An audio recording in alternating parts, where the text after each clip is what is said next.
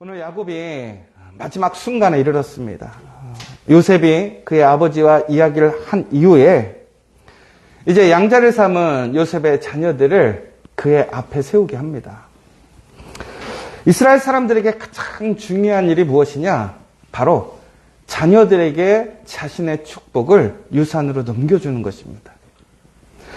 오늘 우리 야곱은 그의 삶을 통틀어서 하나님이 어떤 분이신지를 그는 온전히 알게 되었고, 더 나아가서 하나님의 그 신실하신 사랑과 은혜를 그는 체험했으며 하나님의 약속이 분명히 성취된다는 사실을 그는 믿게 되었습니다.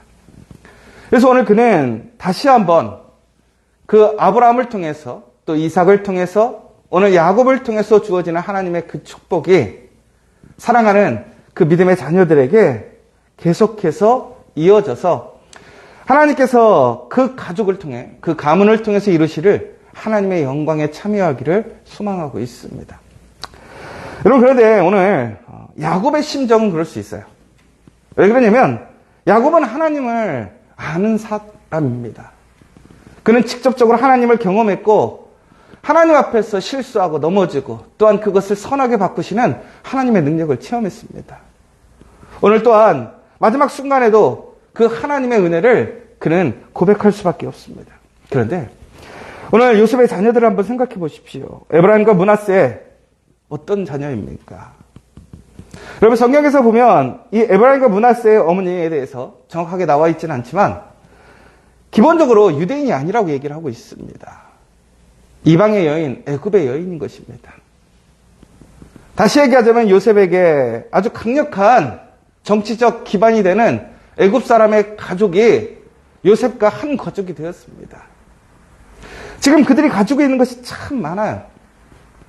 그런데 오늘 요셉과 오늘 야곱은 에브라임과 므낫세에게 무엇을 유산으로 주려고 하고 있습니까? 바로 하나님의 축복, 그 언약을 이어주려고 하는 것입니다. 여러분, 우리는 아마 야곱을 떠나서 요셉까지도 우리는 그 마음을 이해할 수 있을 거예요. 그런데 에브라임과 므낫세가 어떻게 그 자리에 있을까? 여러분, 우리가 우리의 자녀들을 교회에 데리고 오는 게 쉽지가 않습니다. 특별히 내가 사랑하는 자녀들을 데려오는 것이 너무나 쉽지 않습니다. 어렵습니다. 이번에 우리 추수감사절, 우리 생명터치를 통해서 우리가 내가 사랑하는 사람들을 그 축복으로 인도하기 위해 우리는 그 사람들을 초대하고 있습니다.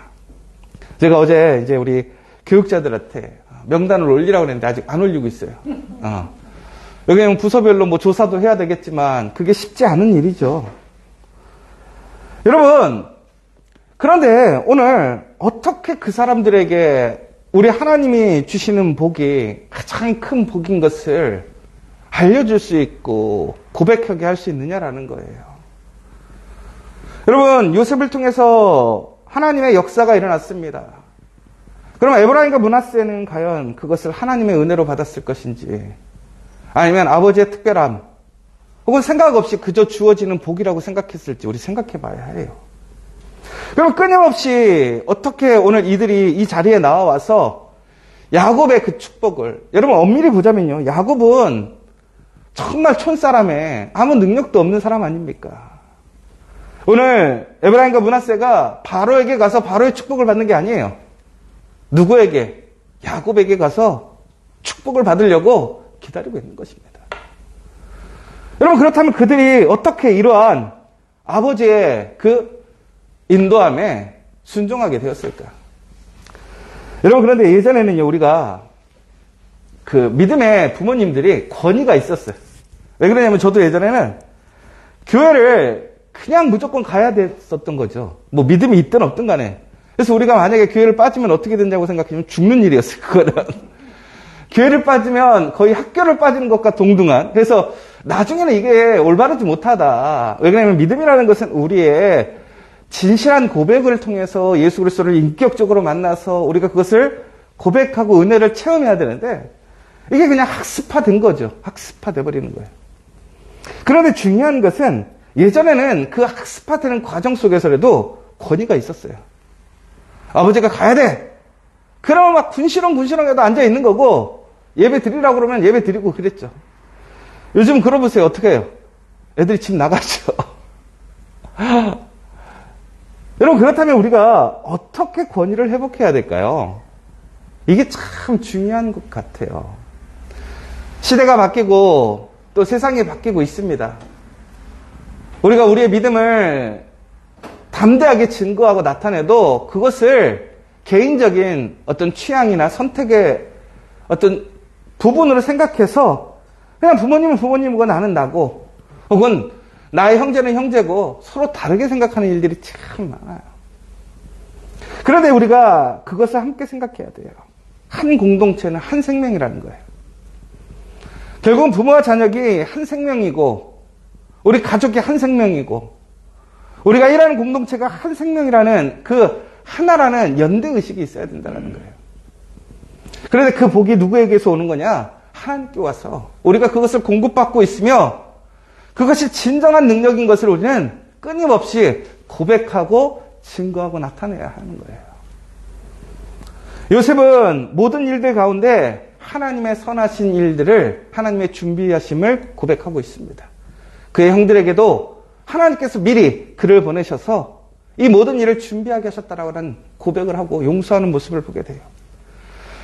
여러분, 요셉이 하물며 어떻게 했을까요? 우리 모였을 때 그 자녀들에게 혹은 함께하고 있는 사람들에게 그의 핵심이 무엇이었을까요? 진실한 하나님의 그 고백, 하나님의 역사. 여러분, 그런데 우리는 그냥 표면적으로 습관적으로 이야기하는 것이 아니라 진실하게 하나님께서 그 역사를 일으키시는 일들을 우리는 고백할 수밖에 없어야 돼요. 우리가 어제 이제 우리 또 새로 전도사님을 모시려고 또 여러 가지를 좀 준비하면서 집을 좀 구하려고 했었어요.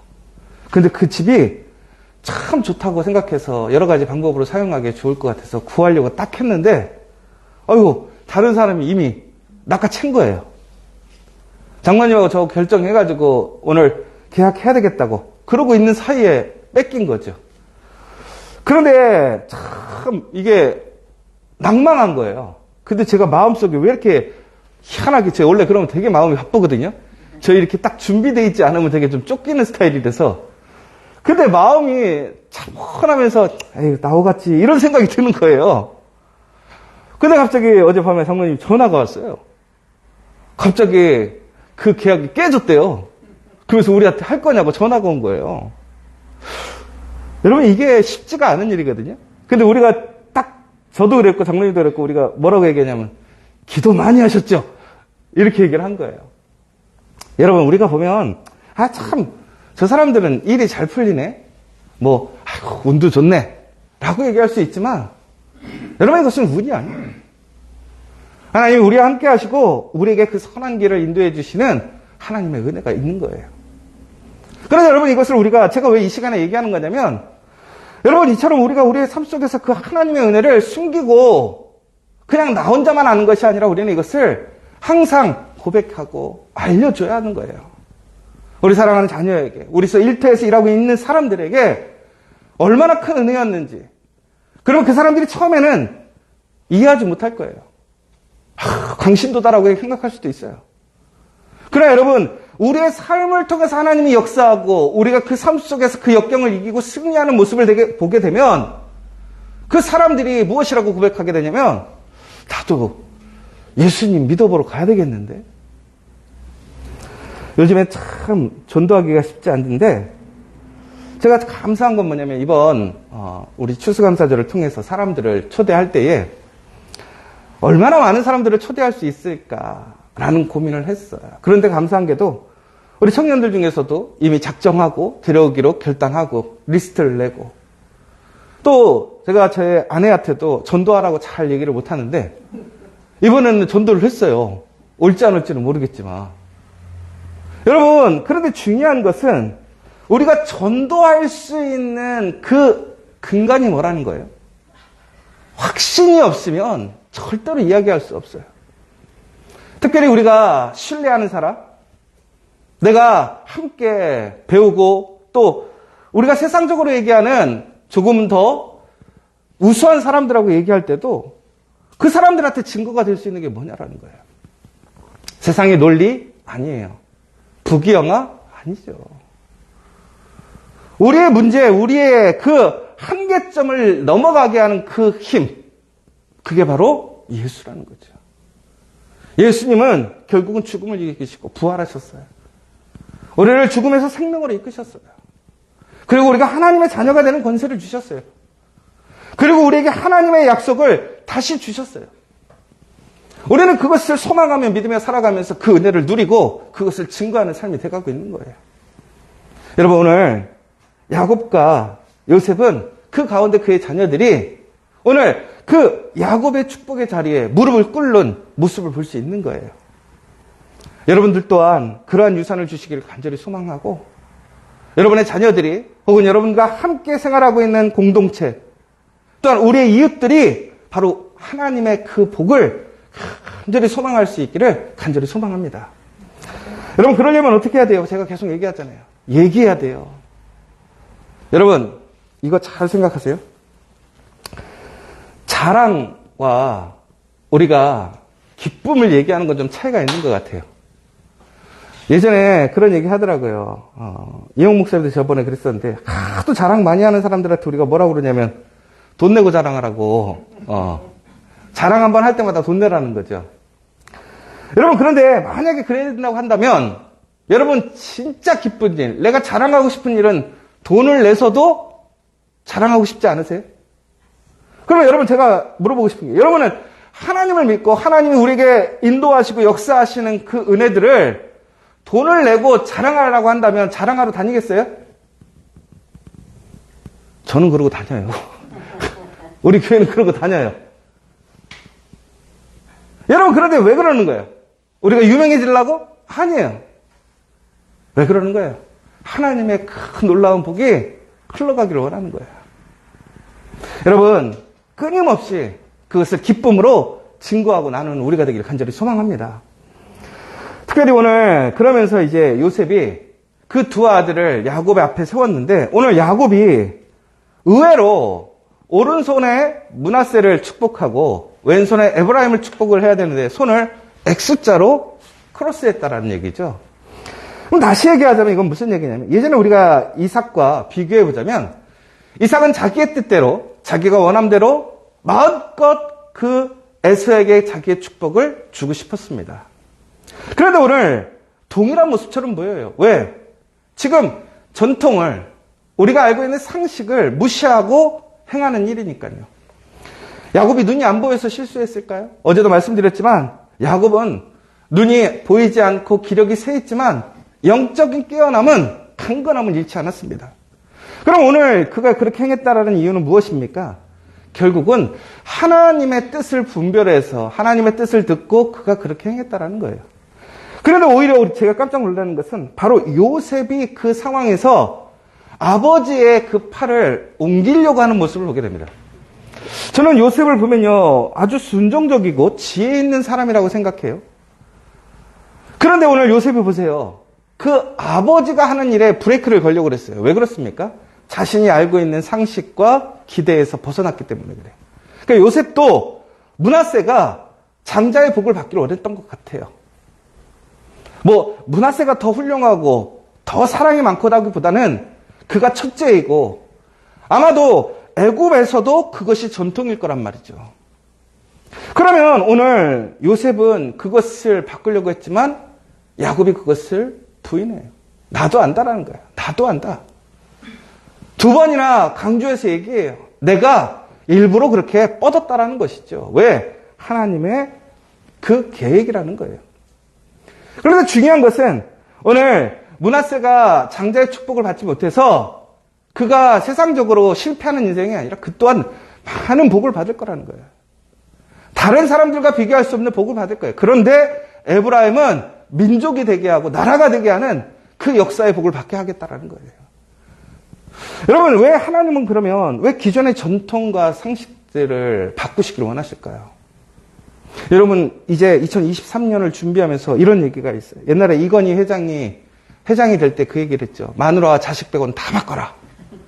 근데 요즘이 그렇대요. 이제 모든 생각과 구조와 패턴을 바꾸지 않으면 살아남지 못한다라는 거예요. 얼마나 혁신하느냐에 따라서 기업도 그렇고 교회도 그렇고 살아날 수 있느냐 없느냐 아주 위기의 순간이라는 거예요. 여러분, 그런데 바꾼다는 것은 쉬운 일이 아니에요. 여러분, 그런데 우리가 바꿀 수 있는 이유는 무엇입니까? 여러분, 그래서 무조건 바꾼다고 해서 좋은 것도 아니에요. 우리가 바꾸지 않든 바꾸든 우리가 그 상황에서 세상에서 바라보는 관점과 다르고 세상의 흐름과 다를 때도 우리가 행동할 수 있는 이유는 무엇이냐? 바로 하나님이 우리와 함께 하시면 그것이 가장 큰 능력이기 때문에 그렇습니다.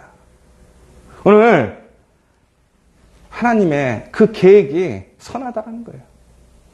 결국 여러분, 우리는요, 패턴화시키면요, 그것을 우리는 당연한 것으로 여기게 될 때가 있어요.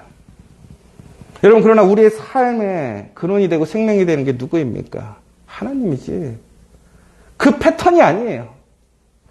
여러분, 우리가 새벽기도 나와서 열심히 기도하고 주일 예배 드리고 전도한다고 해서 우리가 하나님의 큰 축복을 받는 건 아니라는 것이죠.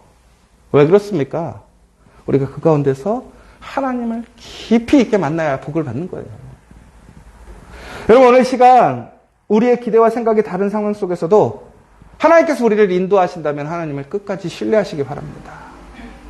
그리고 하나님께서 그 선택 속에서도 충만하게 주시는 그 복을 기대하시고 오늘 이 시간 우리가 하나님의 그 놀라운 선택과 인도하심을 통해서 우리가 하나님의 그 놀라운 이끄심대로 그 복을 누리고 복을 받고 또한 복을 증거하는 우리 커피와 교회 여러분 되시기를 간절히 소망합니다.